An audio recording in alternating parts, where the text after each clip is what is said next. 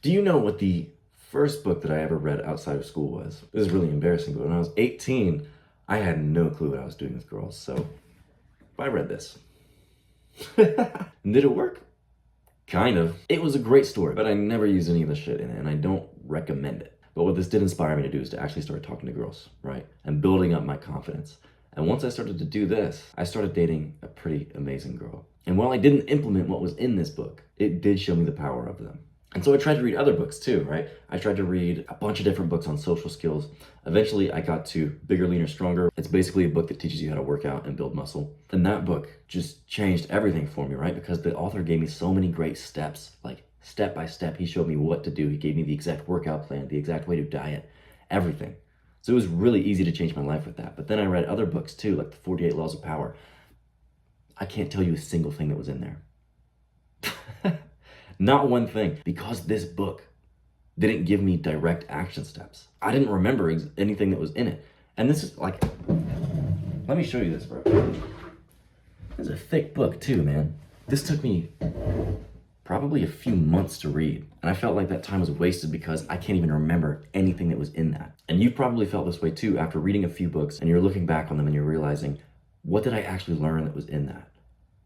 I spent all this time reading, I spent all this time trying to learn and change my life, and I can't even remember a single thing. Because right now you aren't making progress and you are wasting your time reading like I was because you were reading for the wrong reasons. And it's because you were not doing a few simple things that actually make you remember the things that you were reading. This means that you're going to settle for that average pay, for the relationship that isn't really that loving, and work that isn't fulfilling. But if you can learn to actually remember what it is that you're reading and be able to implement it, you are going to change all of that. And your life is going to be truly inspiring because knowledge is incredibly powerful. My name is Grenoble, and you found yourself among a gang of like-minded young men who no longer settle for the monotony and depression of living an average life. If that sounds like something you want to be a part of, hit subscribe right now. And I'll tell you the exact steps to remember what you were reading. But first, why are you reading? Most people are reading like dicks. Don't read like a dick. Because right now you are reading for one of two reasons, either to hit a number or to sound smart. And I used to read to sound smart, straight up. First of all, don't read for the number because it doesn't fucking matter. It doesn't matter how many books you get through. It doesn't matter that you can say, oh, I read a book every week this year. Who cares, bro? That's not a flex. What matters isn't how many books you read, it's how much different of a person you are after reading it. What changed in your life because of it? So don't speed read, but read for understanding. That's the measurement that you want to have. Not, did I read this book, but did I take something away from this book? You can still have a goal book number, bro. Just don't prioritize hitting the number over understanding and genuinely taking the knowledge from it. Next, don't read to sound smart. I did this. I literally read like a few books on Stoic philosophy because I wanted to come off as wise and knowledgeable when people ask me things. But I will tell you firsthand, bro, you sound like a dick anytime you say, well, actually, Marcus Aurelius said. Nobody cares. Nobody cares, dude. When you read to sound smart, you're focusing on the wrong shit. Instead of thinking, what can I use from this book to change my life? You're thinking, what's the one-liner that I can take away from this that I can immediately forget? Because you end up looking back after 4 books when you read like this and you realize nothing has changed.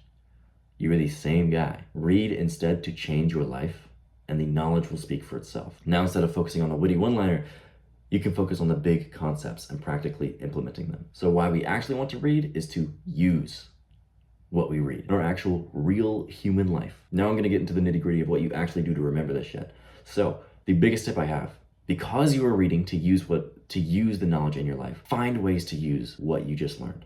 Write out action steps for yourself. Don't wait for the author to give them to you. In fact, it's better if you make them for yourself because you make them incredibly specific. You make them incredibly related to your life when you do it this way. Use specific instances too. Use names of people. Say, I could really use this with Trevor in this situation that he's going through. I could use empathy in this way to help him overcome that. And you want to implement these things that you write down as soon as possible because that's when the knowledge is going to be the most fresh and you're going to understand it the best. And when you do this, you actually remember what you learn in these books because you implemented them in real life. Now I know how to deadlift and bench press and squat really well. My form is pretty dang great because not only did I read a workout book, but as soon as I learned that, I wrote down the things I needed to know, the tips I wanted to know, and I used them in the gym the next day. Next, you want to mark up the pages. You do not want to have a clean book by the end of it. Specifically, you want to connect to things that you already know, because how the brain works, right? Whenever you learn something, it creates a neural pathway, and this pathway gets stronger and stronger and stronger and easier to remember every time that you think about it. So instead of creating a new pathway each time you learn something new, connecting it to something you already know puts it on a pathway that's already strong. This just means it's going to be easier for you to remember things if you connect it to what you already know. You could be reading a book on social skills. It could be giving you tips on how to smile, right? And you could say, oh, that makes total sense, because in how to win friends and influence people, one of the biggest points is to smile at people, because people like people who like them. These smiling tips are something I should use. When you make that connection, bro, it's easier for you to remember to do it. You also want to write down your thoughts as you read, just because it helps you think them through more. You can either write this down in a notebook or write this down in the margins. Either way. Same with summarizing. As you finish a chapter, if you finish at a really important point, write down the biggest things you took away from it. And you want to underline the important ideas that you want to come back to. Because once you finish reading, this is the next tip. Once you finish reading, come back and reread your notes and what you underlined, the most important points. And you want to create a summary of the whole book. So once you finish reading the book, create a book summary in Notion or whatever place you want to, create a full summary of the book. Put it specifically. You want to put the main points into your own words. If you're writing down exactly what was on the page, you're not doing it right. Put it into your own words. Next, you want to talk about it with a friend at some point. Literally try and teach it to a friend after you're done reading. Sit down, bitch. Let me tell you about self-perception. Because again, this helps you put it into your own words, and summarizing puts it deeper into your brain. And you can test how well you really understand the concepts by how well you can explain them. And after you implement and put down the book for a while, go back and reread it.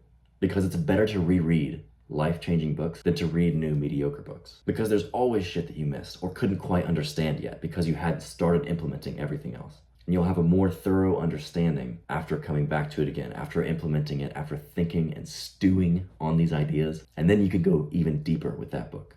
Lastly, you want to make it enjoyable. Every time you sit down to read, you want to be having fun. You want to be in a good mood. Make it cozy, bro. Get some blankets, get some hot chocolate, put on some soothing jazz. I don't know, whatever your bag is, make it easy for you to sit down and read, because it helps you learn better when you're in a good mood and well rested. And it's also going to make it easier to come back and do it again and again, right? If you're just in a good mood every time you do it, your brain subconsciously is like, reading. Oh yeah, that shit's great. Love that. Let's do it some more. So this is your action step for this video. Write down your own action step of what you are taking away from this video. What are you going to implement?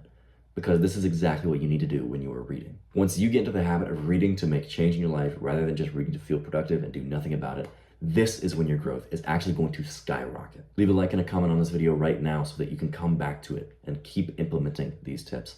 On top of that, I get to know you better, and you can hype up more people in the gang by showing the progress that you've made. So act now and become unstoppable.